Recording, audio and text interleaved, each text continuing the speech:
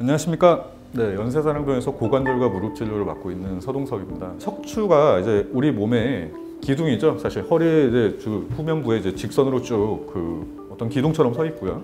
근데 그거 아래로 이제 골반을 넘어서서 이제 고관절이 이제 기둥을 넘어서서 우리 몸을 이제 받치고 있는 주춧돌 같은 역할을 합니다. 흔히들 뭐 기초가 튼튼해야 뭐 한다 이렇게 얘기하잖아요. 뭐 공사를 하든 아니면 어떤 일이든 사람의 몸이든요. 근데 이거는 이제 기초가 튼튼해야지만 뭐 다른 나중에 후에 뭐 어떤 보강 작업이나 어떤 뭐 몸의 어떤 다른 부분에도 다른 추가적인 문제가 발생하지 않기 때문인데, 우리 몸도 척추와 고관절이 이 몸의 이제 중추를 담당하고 있고요. 이 기본들이 튼튼해야 다른 질환으로 발전을 하거나 통증이 악화되는 걸 막을 수가 있는 경우들이 많아요. 근데 이제 고관절 질환 생각해 보십시오. 주변 애들 이제 어르신들, 친척들 보면은 허리가 아파요, 무릎이 아파요. 그래서 어디 병원을 가서 뭐 주사를 맞았어요. 아니면 어떤 분들은 뭐 수술을 받았어요. 그거 사실 뭐 흔치 않게, 드물지 않게 보실 거예요.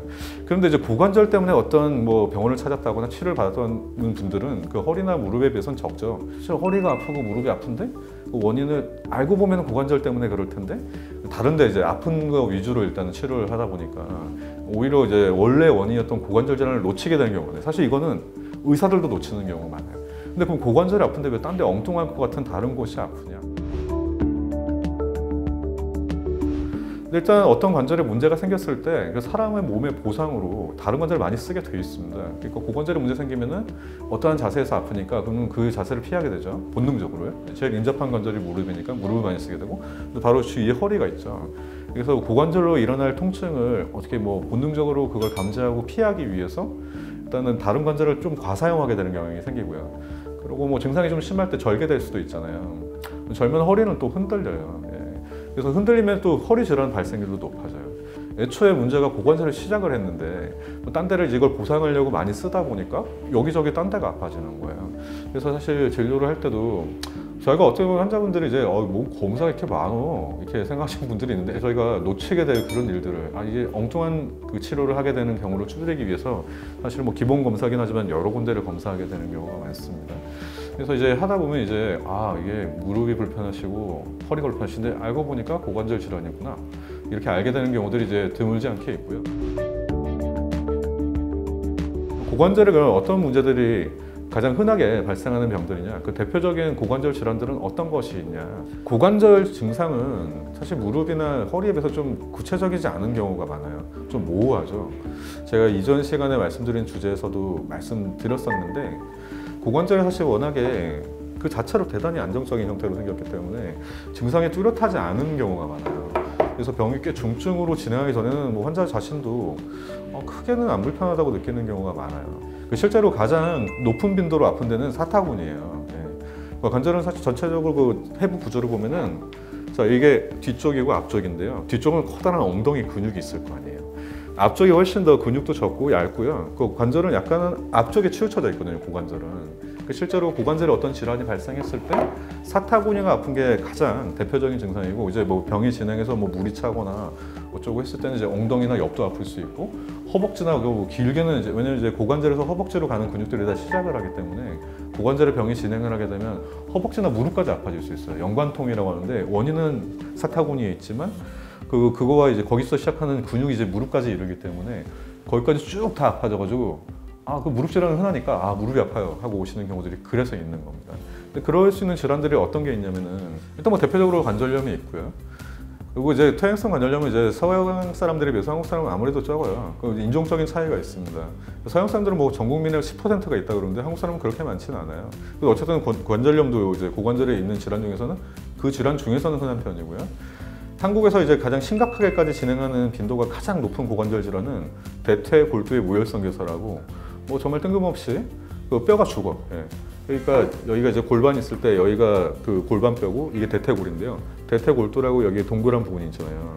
여기가 어떤 이유로 혈액순환이 안 좋아져서 이 부분에 뼈가 죽는 병이 있어요. 이게 사실 한국에서 인공관절하는 질환 중에서 가장 흔합니다. 뭐 원인 중에 뭐 음주가 꽤 흔한데, 뭐 한국 사람들 술 좋아하시잖아요. 근데 그러다 보니까 그래서 우리나라에서 이제 음주가 사실 직접적인 원인이 되는 경우가 많거든요. 무혈성 괴사가. 그래서 아무래도 좀 흔합니다. 그래서 그런 무혈성 괴사라는 병도 꽤 흔하고요, 한국에서는요. 그리고 뭐 그 활액망, 무릎이랑 좀 뭐 비슷하기도 하고 다르기도 한데 그 무릎은 무릎에도 물 차는 경우도 있잖아요.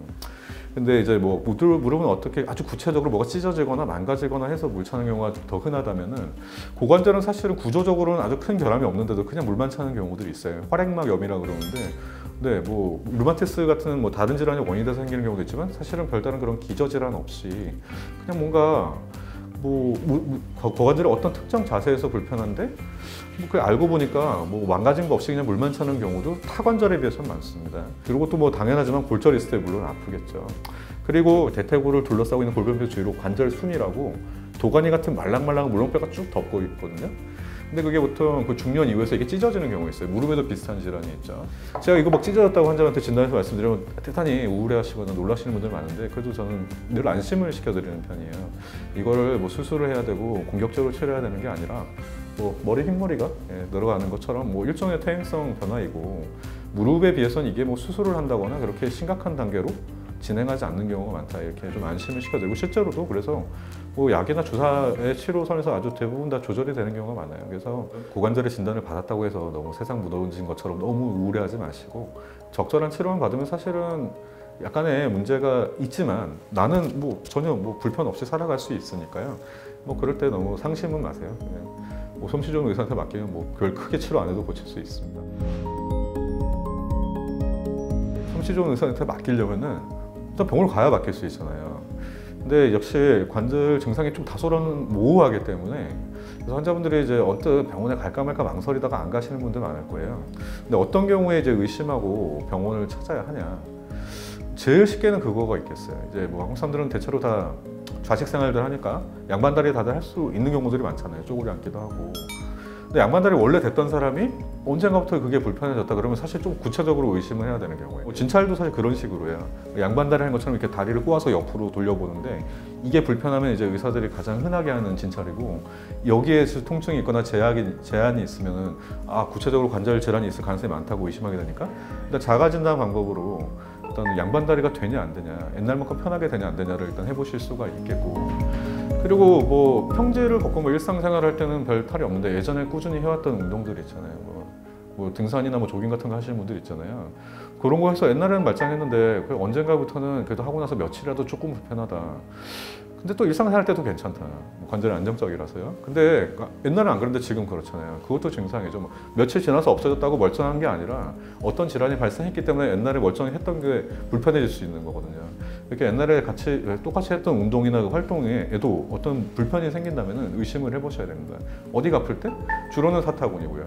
근데 뭐 좀 어느 정도 진행했으면 엉덩이나 허벅지 앞쪽, 무릎까지 아픈 경우도 있으니까 뭐 이렇게 그 허벅지 전체를 아우르는 아니면 고관절도 불편하고 무릎도 불편하고 뭐 그런 증상들이 있을 때는 이게 고관절에 뭐 어떤 문제가 있을 수도 있겠구나 정도는 의심을 해보셔야 되겠고요. 그러면 이제 간과하지 마시고 그런 증상들이 반복이 된다면 병원을 찾아보시는 게 좋겠어요. 어떤 병이든 초기에 고치는 게 쉽습니다. 다소는 모호하게 느낄 수 있겠지만은 뭐 양반다리가 안 된다든지 옛날에 했던 걸 했는데 약간 사타구니나 엉덩이가 아프다든지 뭐 그러한 아니면 허벅지나 무릎이 아프다든지 그런 그 증상들이 반복이 될 때 병원에 이제 조기에 내원을 해주시는 게 병을 더 키우지 않는 지름길이 될 것 같아요. 오늘은 그래서 어떻게 보면 참 본인이 내가 여기가 문제가 있나 보다 하고 언뜻 알기 힘든 고관절 질환을 어떻게 내가 스스로 인지하고 어떤 경우에 병원에 찾아야 해야 되는지에 대해서 말씀드렸습니다.